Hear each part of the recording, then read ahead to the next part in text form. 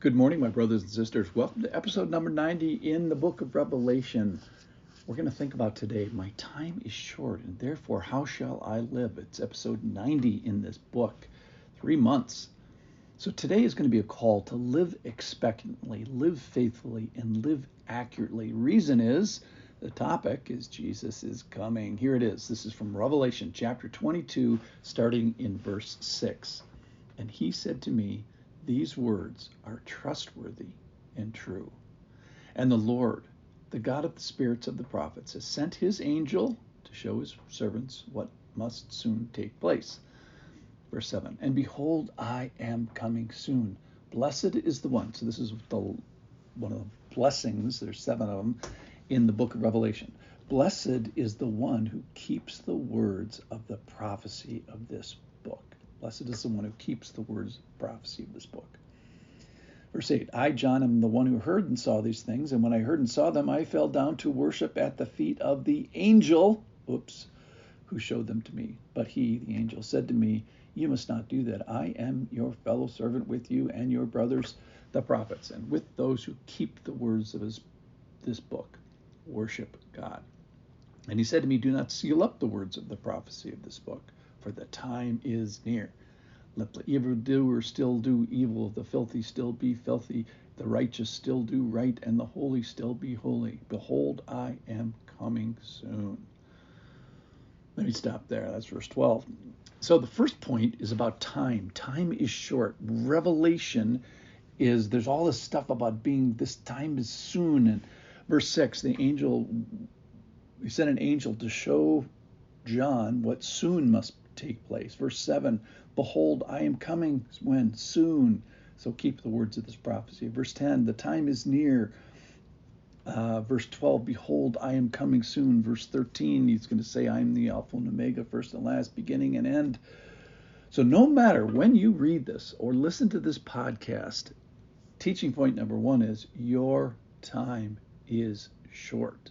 So your revelation time, your time to respond to this book of Revelation is short. So there's a clock, it's set, and to you it's going to appear short. My time is short. So either your death is short or the second coming is short. So God is going to be sovereign in the carryings on of the evil, the filthy, the righteous, and the holy. Don't worry about him. God's not mocked. He's bringing a timely end to time. So the charge is for us to use our remaining time wisely. Heaven lasts forever, but our choices don't last forever. Hebrews 9:27 reminds us that just as it is appointed for man to die once, and after that comes judgment. So there's a certain point where your volition you stop being agent over that volition. So there are theological things that are sequentially going to take place. There's the rapture, then the tribulation, then the second coming, then the millennium, then the judgments. And the last page here, this is the last page, where time kind of stops or it changes or it resets or it ceases to be used as we understand it.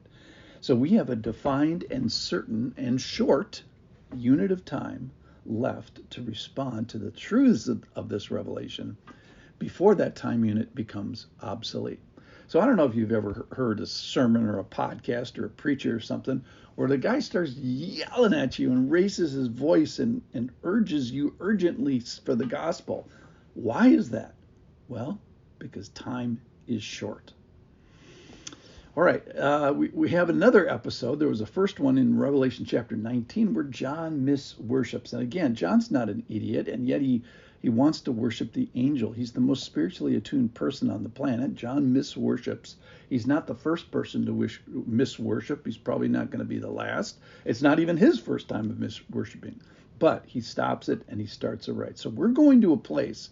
Here's the 2 points about this. We're going to a place where even the helpers of God are so glorious that they seem worthy of worship. What kind of a place is this? Fantastic. And then the last big thing is that the angel aligns himself with keeping the word. He aligns himself with people that are keeping the word. And the blessing in verse 7 is, behold, I'm coming soon. Blessed is the one who keeps the word. Keeps the words of the prophecy of this book. What what that means is it cause to continue in the knowledge that this stuff, this sort of pie in the sky prophecy, one could say, is not pie in the sky. It's real. And he's asking us to guard over the truth of these words, make a fortress around what this prophecy is, that it's true, and then it's trustworthy. It calls you to do something. So today, live like your time is short. Keep watch over the actions and attitudes that these words inspire. And then protect the truths of your heart. That's where the first battle is. And then live like it. And then take it outside. Take it to another great battle, which is the Word. So we are to preserve and honor this revelation where the rubber meets the road, which is in my heart and in my head and then in my mouth and in my actions. So everybody has to ask, are they true? And then are they trustworthy? And can I depend on them? Are they reliable? Can I put my weight on these words? And if so, then put your weight on them. So the angel says, he describes himself as one who keeps the word or is aligned with people that keep the word. And then verse 6 is the great blessing. Blessed is the one who keeps the words of the prophecy. And then at the end, he says, don't seal these up. Get the words out there. If they're true, get them out there so people can respond to them. So our challenge is to respond correctly, believe they're true, believe they're trustworthy, believe they're worth keeping, and they're worth worshiping the guy who wrote them and the reality that they represent. So in conclusion today, number one, my time is short, my time is short, my time is short. How should I best use my short remaining time? Well, use your free will, the segment of time that we have left here, to freely give our assent, our belief, our loyalty, our correction, as John gets corrected even here today, our deeds and our thoughts to live holy. The one charge today is to keep the words of this prophecy. Bind ourselves to the truth of it first, and then let it affect every part of our lives, our Sundays, our relationship, our money, our devotion to Him, etc. So let's keep the word today. Trust in it, believe in its truth, rely on it, guard it. Why? Because our time is short. Thanks for listening.